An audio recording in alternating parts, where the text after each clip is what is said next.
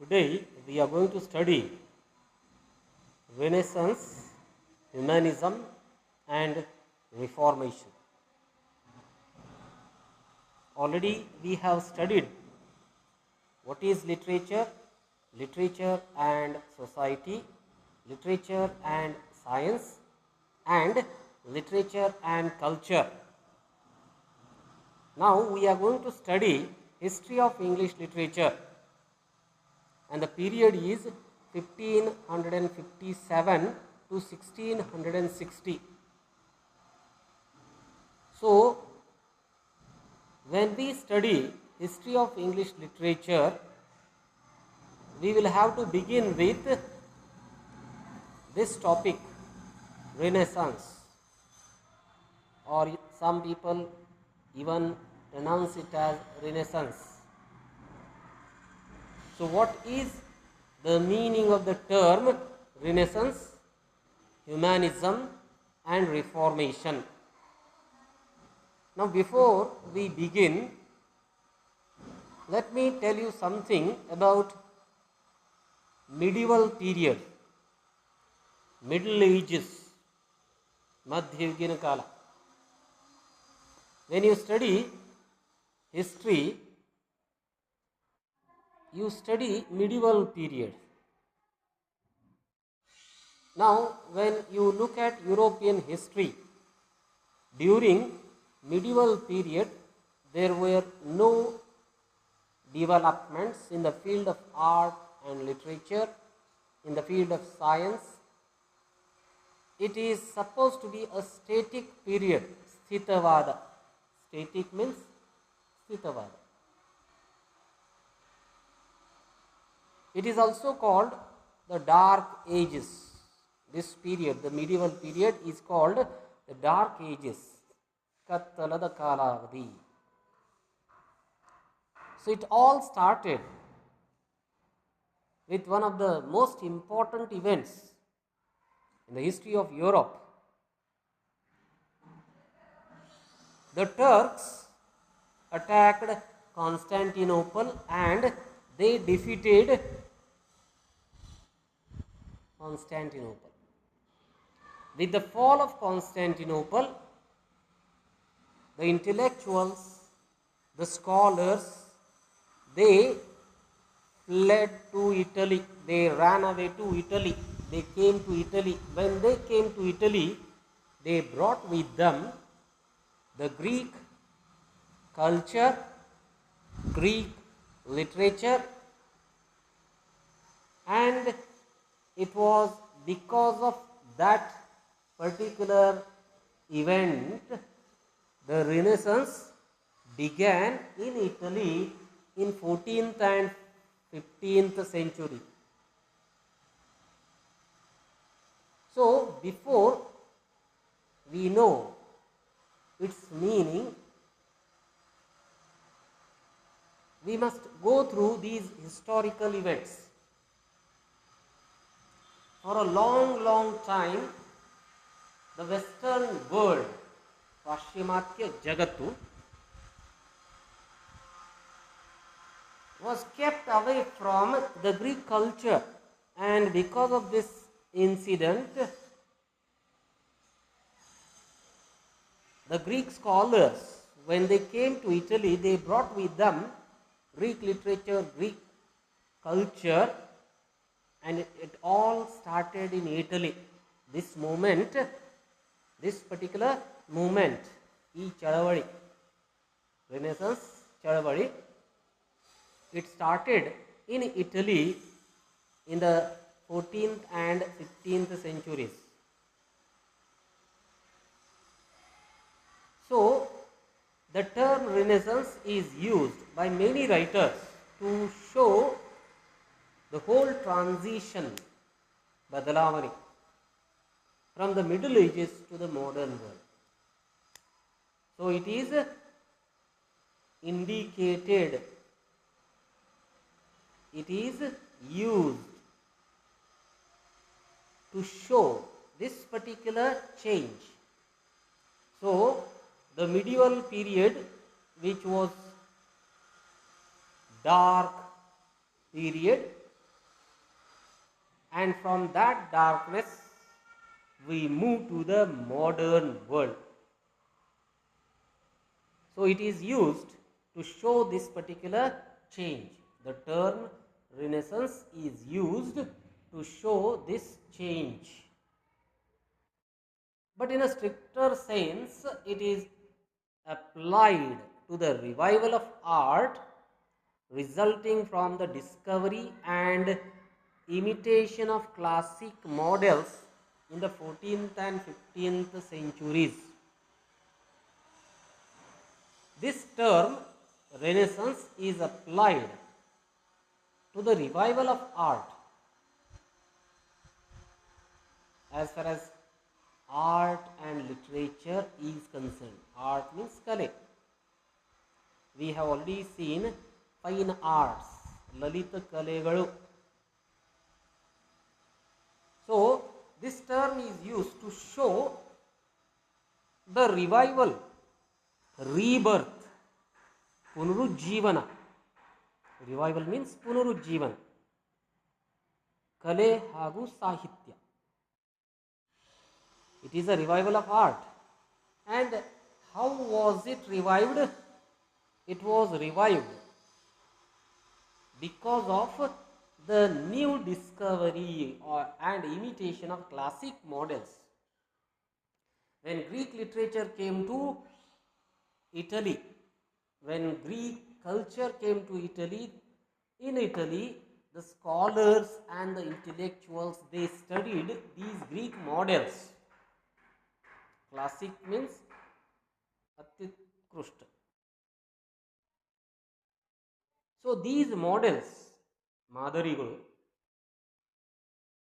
they studied and the art and literature was revived.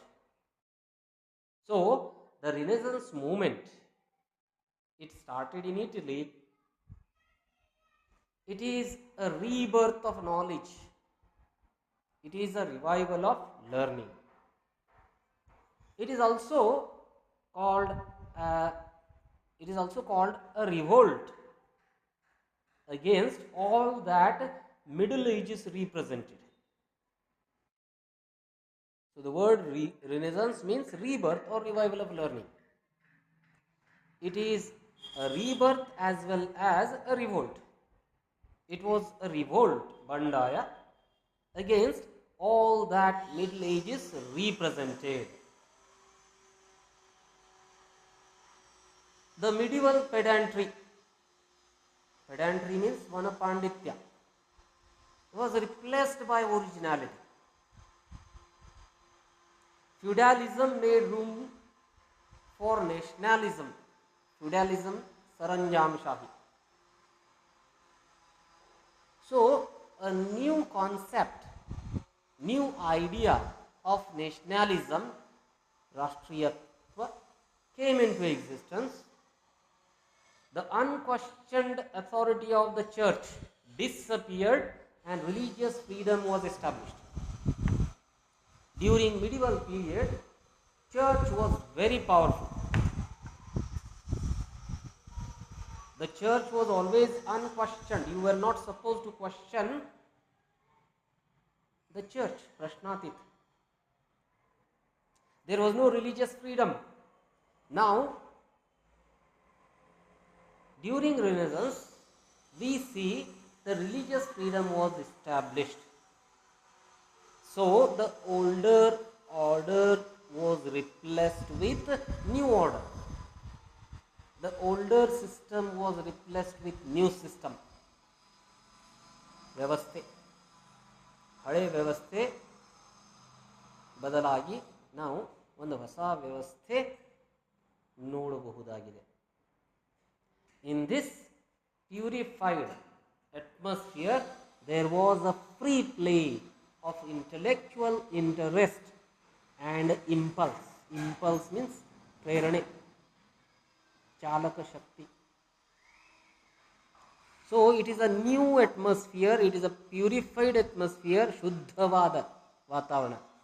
So in this purified atmosphere we see there was a free play of intellectual interest.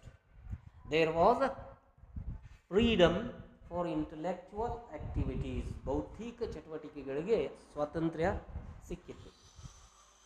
So this is your term renaissance. The meaning of this term, it is nothing but a rebirth or revival of learning. It is used to show the whole change from the Middle Ages to the modern world. Now we have humanism. The next term which is used here is humanism. When we look at history of English literature, when you study history of English literature, we have divisions, periodical divisions. We have Elizabethan period, then we have Milton's period, Restoration period, Neoclassical period, Romantic period, we have Victorian era. So history of English literature is divided into various periods and moments. So we are going to study Elizabethan age, Elizabethan Kalavadi, and as I have already told you, Renaissance began in Italy in 14th century, slowly, gradually started spreading all over the Europe, and in 15th and 16th century, it reached England during Elizabethan age. So during Elizabethan age, there was revival of classical learning. Classical literature, Sarvotkrusht Sahitya, particularly Greek literature. So there was revival, Punurujjivana, rebirth of classical learning in England. So the study of classical authors became a passion with the people of this age. The people of this age, Elizabethan age, they started their studies of classical authors. ಸರ್ವೋತ್ಕೃಷ್ಟ ಲೇಖಕರು, Greek ಸಾಹಿತ್ಯದಲ್ಲಿ ಇರುವಂಥ ಸರ್ವೋತ್ಕೃಷ್ಟ ಲೇಖಕರು. The rediscovery and reinterpretation of antiquity. Antiquity means ಪ್ರಾಚೀನತೆ. So ಇದು rediscovery means ಮರುಶೋಧನೆ. Reinterpretation, interpret, explain, describe. So this rediscovery ಮತ್ತು reinterpretation of antiquity, ಪ್ರಾಚೀನತೆ, it gave birth to a new culture, that of humanism, ಮಾನವ ಸಿದ್ಧಾಂತ, ಮಾನವತ್ವ. There was a person called Erasmus. He was a humanist, and it is he who led this movement of humanism. He took interest in life, human life and mankind. The humanistic principles created the new ideal man who reached out to perfection on all sides. So the principles of humanism, they created new ideal man, Adarsha Manusha. And this ideal man was perfect in all aspects. During this particular movement, we see the medieval theology insisted that man should make a penance in order to gain a life after death. So during medieval period, Madhyugina Kala, theology, Vedanta, Deva Shastra. So the Bible said that life after death is more important than life on this planet. So during medieval period, church was very powerful, and naturally the people gave more importance to life after death. Renounced means sacrifice, ತ್ಯಾಗ. ಮಧ್ಯಯುಗಿನ ಕಾಲದಲ್ಲಿ ಇರುವಂಥ ವೇದಾಂತ ಅಥವಾ ದೇವಶಾಸ್ತ್ರ ಅಥವಾ ಧಾರ್ಮಿಕತೆ ಏನು ಹೇಳ್ತಿತ್ತಂದರೆ, ಮನುಷ್ಯ ಸಾವಿನಂತರದ ಜೀವನದಲ್ಲಿ ಯಶಸ್ವಿಯಾಗಲಿಕ್ಕೆ ಈ ಭೂಮಿ ಮೇಲೆ ಇರುವಂಥ ಜೀವನ ತ್ಯಾಗ ಮಾಡಬೇಕು. But the humanists they opposed this wave. Humanist ಮಾನವತಾವಾದಿಗಳು ದೇ ಅಪೋಸ್ಡ್, ವಿರೋಧಿಸು. They had profound reverence to the life on this planet. Reverence, respect, gaurava. They had lot of respect for the life on this planet. According to T.G. Williams, there is a very famous writer. He says, man's concern with himself as an object of contemplation is called humanism. So he defines humanism. What is humanism? Man's concern, sambandha, man's relationship with himself. It is very important. You are going to study yourself. That is, man is going to study man, and he is going to contemplate what exactly he is doing. Contemplation means atmarmukh, looking inside. So what is humanism? Humanism means man's relationship with himself as an object of contemplation, and the studies which arrive are called humanities, and the study of man's relationship with man is called humanities.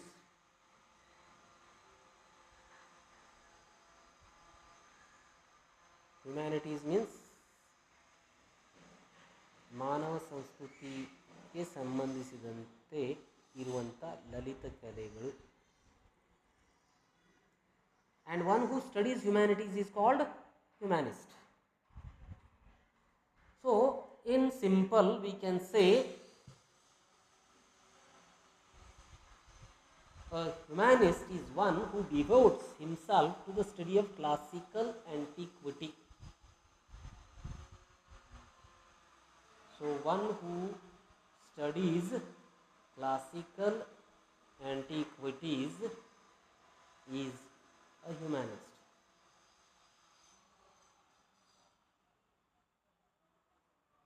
ಪ್ರಾಚೀನವಾದ ಸಾಹಿತ್ಯದ ಅಧ್ಯಯನ ಮಾಡುವನಿಗೆ ನಾವು ಹ್ಯುಮ್ಯಾನಿಸ್ಟ್ ಅಂತ ಕರೀಬಹುದು. Within the humanistic movement there were a number of subordinate trends, ಪ್ರವೃತ್ತಿಗಳು, focusing interest on proper study of mankind. mankind ಮನುಕುಲದ ಸರಿಯಾದ ಒಂದು ಅಧ್ಯಯನ ಮಾಡಲಿಕ್ಕೆ ಈ ಹ್ಯುಮ್ಯಾನಿಸ್ಟಿಕ್ ಚಳವಳಿಯಲ್ಲಿ 4 ಪ್ರವೃತ್ತಿಗಳಿದ್ದು: discovery of classical antiquity, development of scientific outlook, cultivation of sense of beauty, moral and religious aspects. So let us begin with discovery of classical antiquity. Classicism means shastriyate. Classical sarvotkrishta. Antiquity prachinate. In Europe, Greek literature is the classical literature.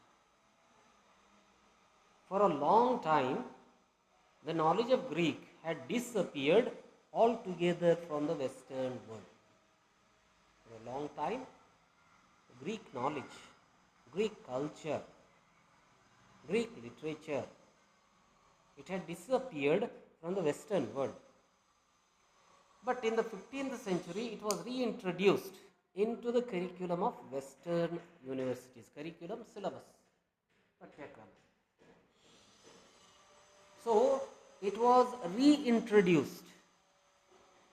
Greek literature, Greek language, Greek culture and its studies. So, the Western universities included new curriculum. The discipline of Greek studies was introduced into Oxford by William Grossin. There are two universities presently also. Once upon a time in 16th century, there were two universities in England, Oxford University and Cambridge University. Discipline Bodhane Shakhe. So, Greek studies, this discipline, study of Greek literature, Greek culture, Greek art. So, this discipline of Greek studies was introduced into Oxford University by William Grossin. So, people, the scholars, the intellectuals, they started their studies of Greek culture, Greek literature, Greek art. And it was Sir Thomas More, the first Englishman who wrote under the influence of Greek literature. His book Utopia, it is written in Latin language, is doubtlessly influenced by Plato's Republic. Plato is very famous for his Republic. Now, Sir Thomas More, he wrote his book Utopia, and though it is written in Latin language, it is influenced by Plato's Republic.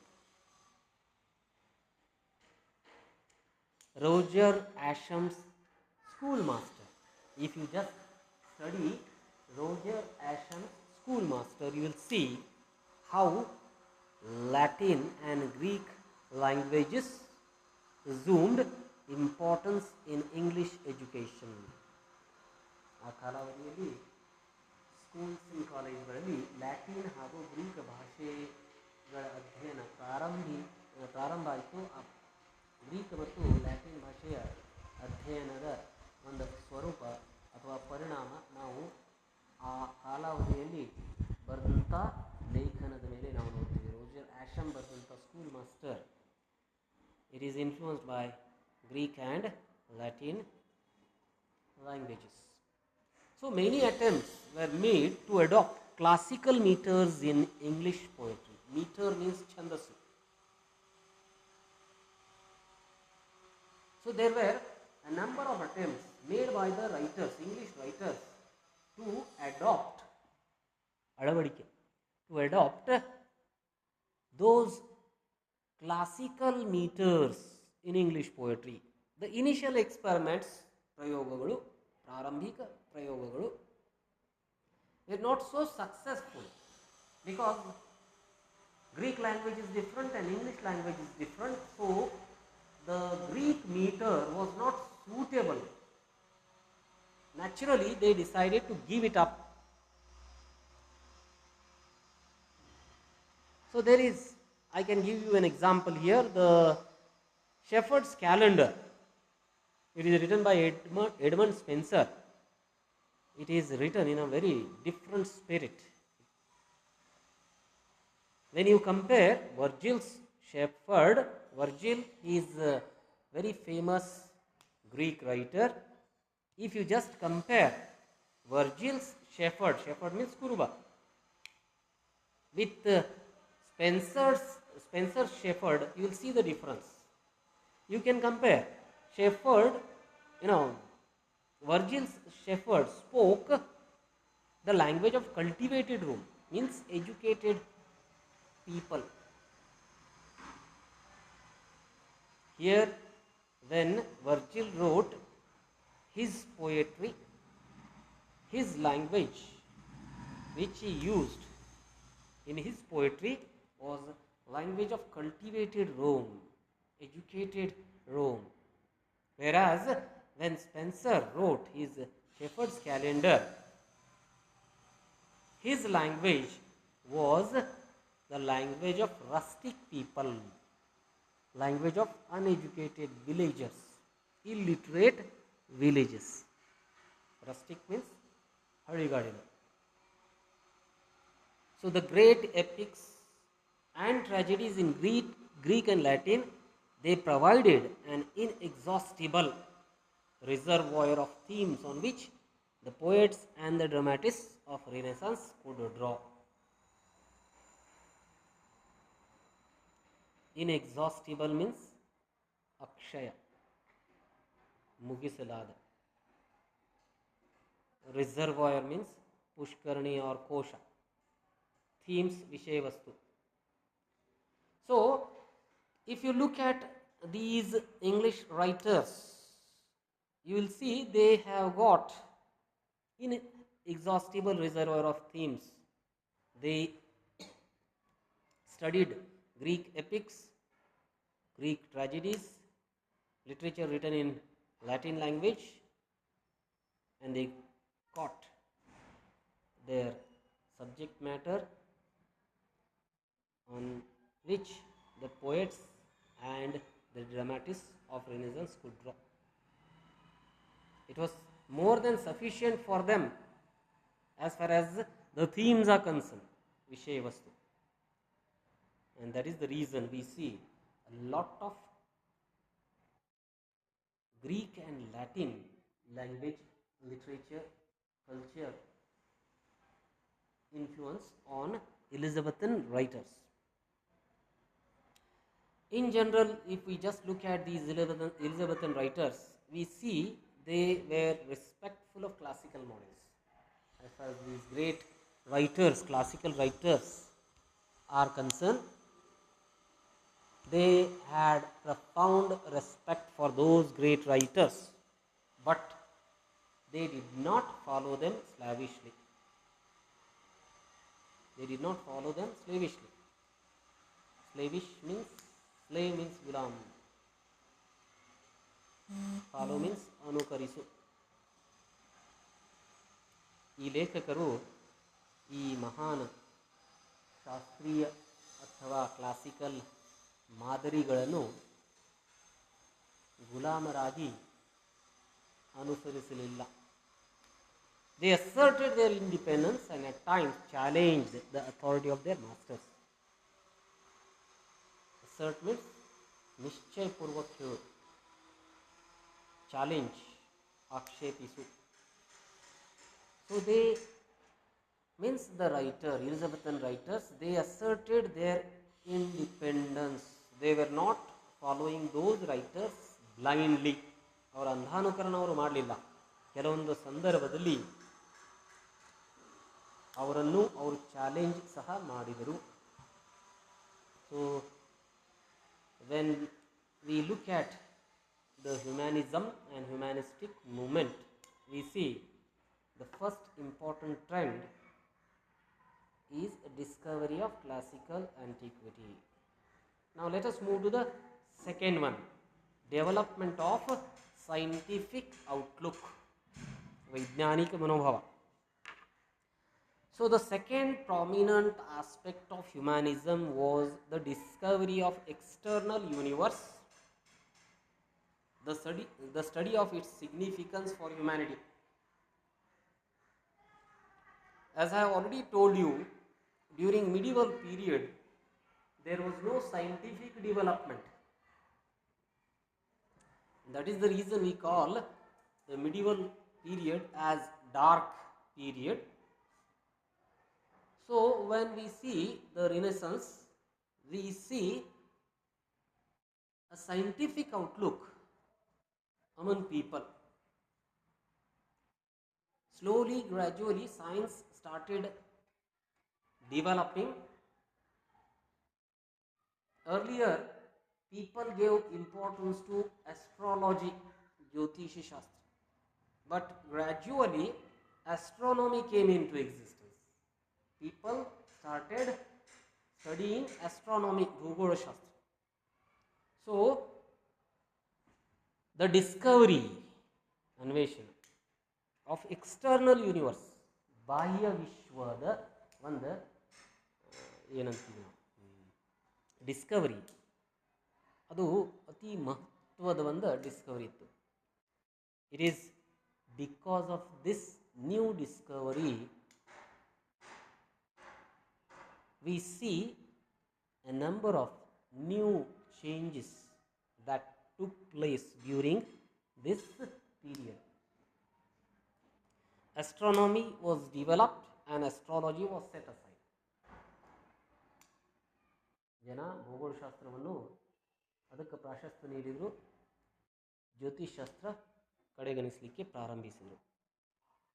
You know very well, Columbus discovered America. This discovery is very important discovery. So there are two important discoveries, ಶೋಧಗಳು, ಅನ್ವೇಷಣೆಗಳು. One was astronomy, the other one was discovery of America. These two great quests, quest means ಶೋಧ, ಅನ್ವೇಷಣೆಗಳು, changed the life of man. So these two important discoveries, they changed the life of man. The first made man the center of the universe. Astronomy made man the center of the universe, Vishwa.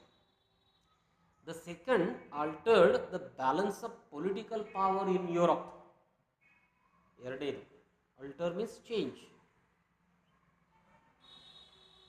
The second one altered the balance of political power in Europe. England concentrated on geographical discovery and colonization. Colonization, C-O-L-O-N ಮಾಡಿದಾಗ there is a spelling mistake here. Colonization, this is very important. ಪಾಳೆಗಾರಿಕೆ. So England started geographical discoveries and colonization. This prepared England for future role as a world power. Later on we see British imperialism. ತದನಂತರದ ಕಾಲಾವಧಿಯಲ್ಲಿ British ಸಾಮ್ರಾಜ್ಯವಾದ ಬಗ್ಗೆ ನಾವು ನೋಡ್ತೀವಿ. Sir Walter Raleigh was a great example of explorer poet. Exploration, navigation, ಸಮುದ್ರಯಾನ, ಸಮುದ್ರ ಪರ್ಯಟನ, ಸಮುದ್ರದ ಮೇಲೆ ಹೊಸ ಭೂಮಿಗಳನ್ನು ಕಂಡುಹಿಡಿಯಲಿಕ್ಕೆ ಬೇರೆ ಬೇರೆ ದೇಶಗಳಿಗೆ ಹೋಗಿ ಪಾಳೆಗಾರಿಕೆ ಮಾಡಲಿಕ್ಕೆ ಇಂಗ್ಲೆಂಡ್ಗೆ ಅವಕಾಶ ಸಿಕ್ತು. Hakluyt's principal navigation means samudrayana, naukayana, was the source book for Shakespeare's Temple and Seal's Cupboard of Beaumont and Fletcher. So Hakluyt ಬರೆದಂಥ ಪ್ರಿನ್ಸಿಪಲ್ ನ್ಯಾವಿಗೇಷನ್ ಈ ಪುಸ್ತಕ ಶೇಕ್ಸ್ಪಿಯರ್ ಬರೆದಂಥ ಟೆಂಪಲ್ ಮತ್ತು ಸೀಲ್ಸ್ ಕಬರ್ಡ್, ಬಿಮಾಂಟ್ ಮತ್ತು ಫ್ಲೆಚರ್ ಬರೆದಂಥ ಈ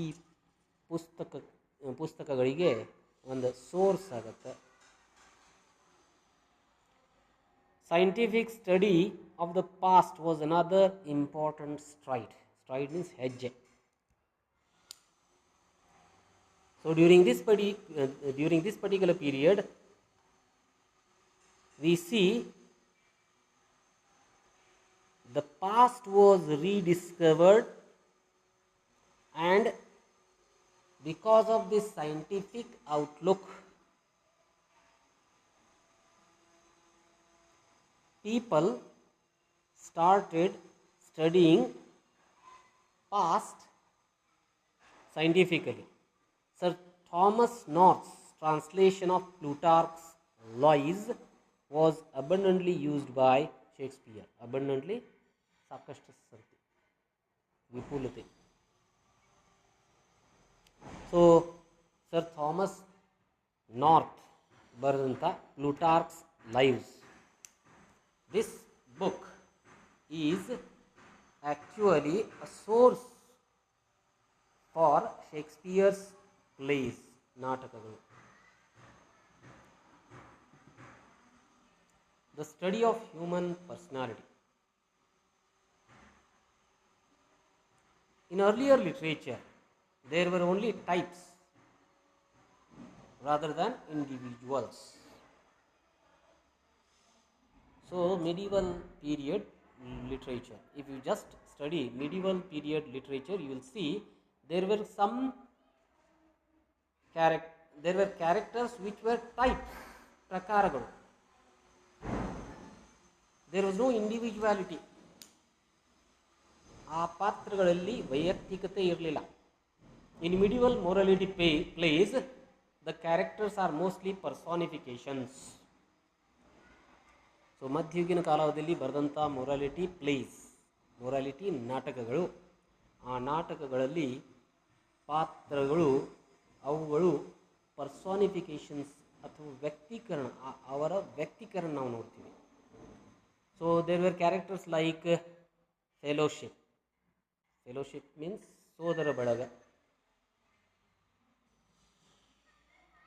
ಕಿಂಡ್ರೆಡ್ ಬಾಂಧವ್ಯ ಅಥವಾ ನಂಟು. Knowledge, jnana, and the like. So during medieval period there were characters which were of types, prakara. There was no individuality in those characters. But when we come to 16th century English literature, the humanist was interested in expression of personality, that is to say, of the group of qualities which distinguishes one human being from another and gives to each the uniqueness which may be called his individual soul. So in this humanistic movement, we see the writers were not interested in types. The characters which were created during this period, they were having their own individual qualities which were different. Distinguished means vivinnate, which were different from other human beings. They were having uniqueness, ekaikate. So it is because of this, in the study of human personality, that the literary essay was born during this time.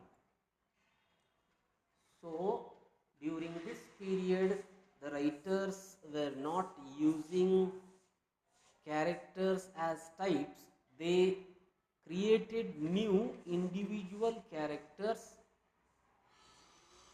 So this human personality, study of human personality, ಮನುಷ್ಯನ ವ್ಯಕ್ತಿತ್ವದ ಅಧ್ಯಯನ ಯಾವಾಗ ಪ್ರಾರಂಭ ಆಯಿತು ಆವಾಗ ಪ್ರಬಂಧ ಅಸ್ತಿತ್ವದಲ್ಲಿ ಬಂತು.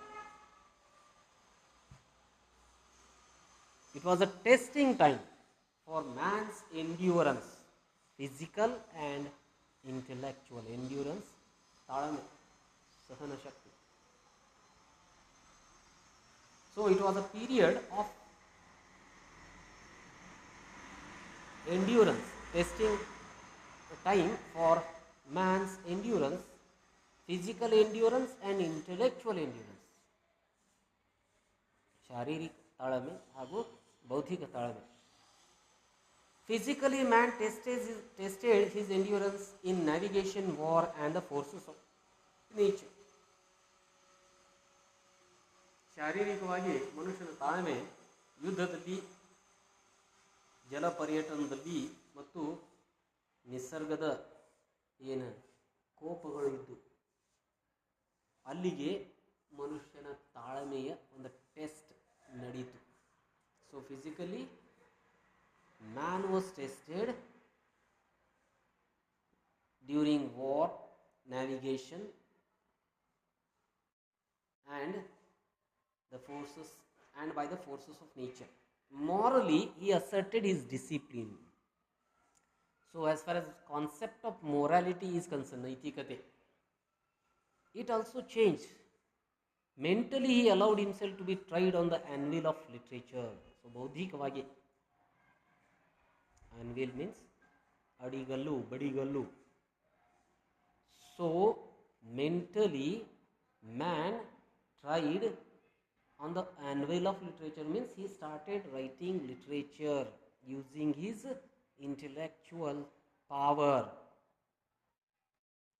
The essay is a trial for writer's knowledge, experience and wit. So essay came into existence. Bacon, for example, is very famous for his essays. So in these essays the writer was tested, the writer's knowledge was tested, the writer's experience was tested. Thus the essay became a touchstone of the writer's mind as well as a test of the possibilities of themes. So an essayist, a writer who writes essays, he was tested by the people during this time. His mind and his expression, the possibilities of new themes, Vishaya Vastu. So essay was a trial. Trial means test for the writer. The essays of Bacon and Montague were self-revealing. So if you just go through the essays written by Bacon and Montague, they were self-revealing, they were self-expressive. But there were other species of essays. Other species, prakaragalu, vargagalu.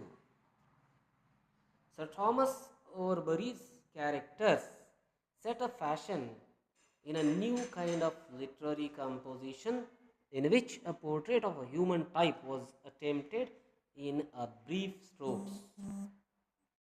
Some examples of Overbury's characters are the good wife, the worthy commander, the affectionate traveler, the milkmaid and the critic. But they were merely generic types, not real individuals.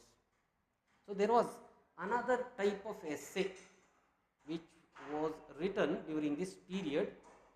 So essays written by Thomas Overbury. He is very famous for his collection of essays which he published in the year 1614. The title is Characters. Here he created individual types, human types we can say. It's a kind of a portrait, chitra, rekha chitra.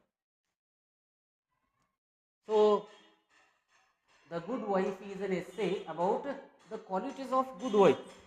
The worthy commander, again it is an essay about worthy commander. The affectionate traveler, the milkmaid, the critic. Now again these are generic types, generic essays. They are not about particular individuals. There was more evidence of the absorption of humanists in the study of personality. So we can see a lot of evidence as far as the humanists are concerned. They studied human personality. Christopher Marlowe, probed down into the deep places of passion. His hero's heart is the product of compulsive upheavals in human nature. So, Christopher Marlowe, he probed deep down. Shodhane. Probe means Shodhane. He has written a book, Hero's Heart, and it shows how human nature develop. Upheaval means utkranti. Tamburlaine conquers hate, love with ungovernable intensity. Another famous drama written by Christopher Marlowe is Tamburlaine. He conquers Gellu, hate, love with ungovernable intensity, tivrate. Dr. Faustus has an insatiable appetite for knowledge, power, and gratification of senses. Insatiable. Insatiable means trupti padasalada. Appetite, hasivu. So, Dr. Faustus is another important drama written by Christopher Marlowe, in which we see this Dr. Faustus had an appetite, insatiable appetite for knowledge, power, and gratification of senses. There are 5 senses, panchendriyagal. Gratification means trupti padisu.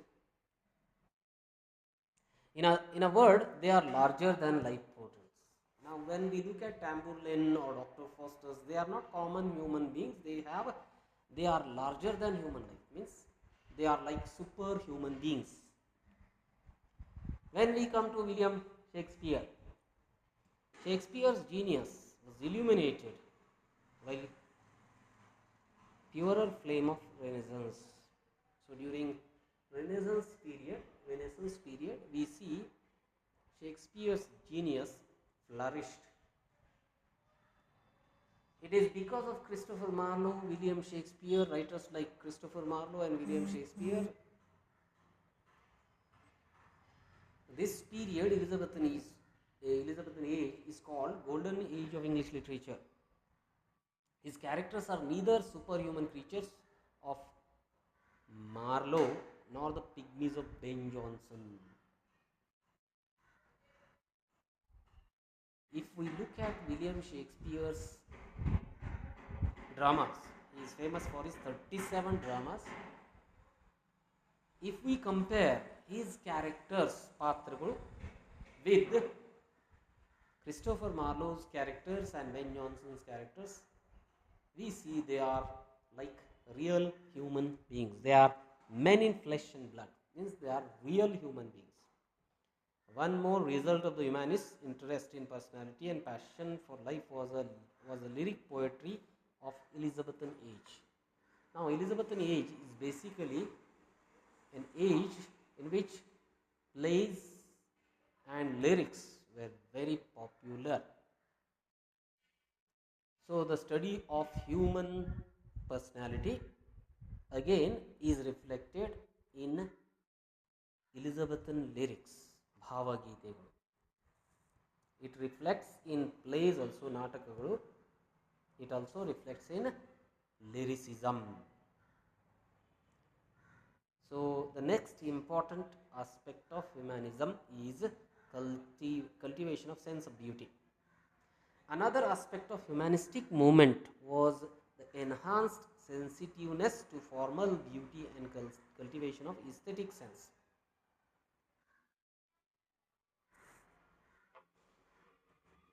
Enhance means ಹೆಚ್ಚಿಸು, sensitiveness ಸೂಕ್ಷ್ಮತೆ, formal ಔಪಚಾರಿಕ, aesthetic ಸೌಂದರ್ಯಾತ್ಮಕ. So, another important aspect of humanistic movement was increase in the sensitiveness of human beings towards formal beauty and cultivation of aesthetic sense. So ಈ ಕಾಲಾವಧಿಯಲ್ಲಿ ಇರುವಂಥ ಲೇಖಕರು ಮತ್ತು ಜನರಲ್ಲಿ ಒಂದು ಸೂಕ್ಷ್ಮತೆ, ಹೆಚ್ಚಿನ ಒಂದು ಸೂಕ್ಷ್ಮತೆ, ಎದರ ಕುರಿತು ಸೌಂದರ್ಯ ಮತ್ತು ಸೌಂದರ್ಯಾತ್ಮಕತೆ ಬಗ್ಗೆ ಹೆಚ್ಚಿನ ಒಂದು ಸೂಕ್ಷ್ಮತೆಯನ್ನು ನೋಡ್ತೀವಿ. Art was subservient to religion in middle ages. Renaissance movement set it free. ಕಲೆ ಸಬ್ಸರ್ವಿಯಂಟ್ ಮೀನ್ಸ್ ಅಧೀನವಾದ. Religion was very powerful in middle ages. Literature was given the secondary importance. First importance was given to religion, the second importance was given to art. So art was not free, literature was not free during medieval period, but when it comes to Elizabethan age or when it comes to Renaissance movement, art and literature was set free. The feeling of beauty spread over the whole life. The desire to add color and beauty to life resulted in the creation of pageants. Pageant means ujjwala drishya. So if you just compare medieval period, there was no, or we can say in medieval period religion was very powerful, and the religious authority, the pope, the priests, they were telling human beings that life on this earth is not important, life after death is more important, so you prepare yourself for the life after death. That's why beauty had no place in medieval period, but due to Renaissance movement we see a new outlook towards beauty and beautiful things. It is to this stage that popularity of the mask is ascribed. Ascribe means horisu. Mask, it is a kind of a play. It's a kind of a play, ನಾಟಕ, ಒಂಥರದ ನಾಟಕ. ಅದರಲ್ಲಿ ಮುಖವಾಡ ಹಾಕ್ತಾರೆ. Mask means ಮುಖವಾಡ. So ಮುಖವಾಡ ಹಾಕಿ ನಾಟಕಗಳನ್ನು ಆಡ್ತಾರೆ ಅಂತ ಒಂದು ಈ ಕಾಲಾವಧಿಯಲ್ಲಿ ಇಂಥ ನಾಟಕಗಳು ಕೂಡ ಅಸ್ತಿತ್ವದಲ್ಲಿ ಬಂದು. The last one, moral and religious aspects. Religious authority paled away in the matters of consideration of moral conduct. Generally, as far as conduct is concerned, nadate, moral, naitik, religion is responsible for our moral code of conduct. ನೈತಿಕವಾಗಿ ಯಾವ ರೀತಿ ಬದುಕಬೇಕು ಅದು ಯಾರು ಹೇಳ್ತಾರೆ? ಧರ್ಮ ಹೇಳ್ತಾರೆ.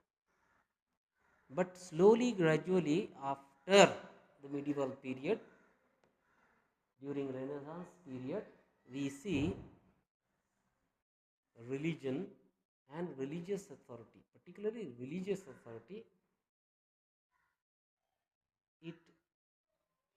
its power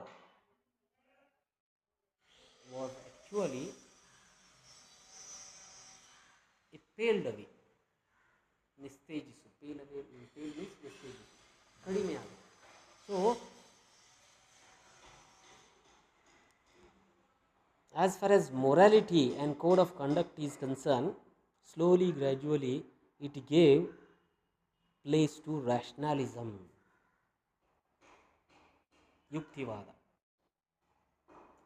ಯುಕ್ತಿವಾದದ ಪ್ರಭಾವ ಹೆಚ್ಚಾಗಲಿಕ್ಕೆ ಪ್ರಾರಂಭ ಆಯಿತು.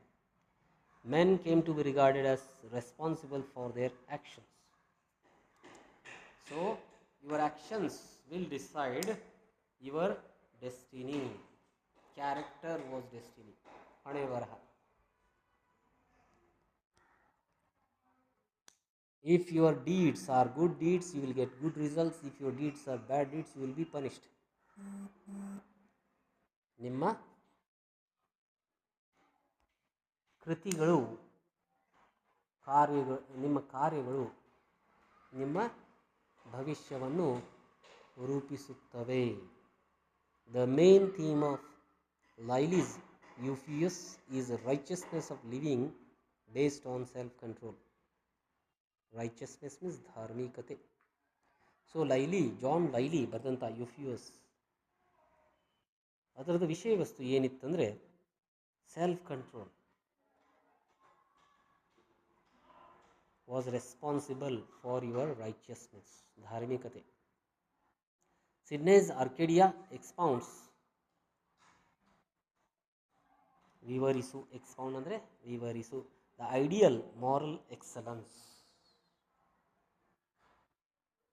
ಸ್ಪೆನ್ಸರ್ಸ್ Faerie Queene incorporates many great ethical systems. So John Lyly ಬರೆದಂಥ ಯೂಫಿಯಸ್ ಇರಬಹುದು, ಅಥವಾ ಫಿಲಿಪ್ ಸಿಡ್ನೆ ಬರೆದಂಥ ಆರ್ಕಿಡಿಯಾ ಇರಬಹುದು, ಅಥವಾ ಎಡ್ಮಂಡ್ ಸ್ಪೆನ್ಸರ್ ಬರೆದಂಥ ಫೇರಿ ಕ್ವೀನ್ ಇರ್ಬೋದು. ಈ ಎಲ್ಲ ಕೃತಿಗಳಲ್ಲಿ ಲೇಖಕರು ನೈತಿಕತೆ ಬಗ್ಗೆ ಹೇಳುವಾಗ ಸೆಲ್ಫ್ ಕಂಟ್ರೋಲ್ಗೆ ಸ್ವಲ್ಪ ಹೆಚ್ಚಿನ ಒತ್ತು ನೀಡ್ತಾರೆ. So these writers who have written about righteousness, ideal moral excellence, they gave importance to actions. So during this period, character was destiny. So when you just go through this lecture, you will get an idea about Renaissance and Humanism. I hope all of you might have understood. It was a bit lengthy video, lengthy lecture, because we have covered here Renaissance and Humanism. So I hope all of you might have understood. If you have got any problems, you may just share your problems with me. I'll try my level best to solve your queries. Thank you.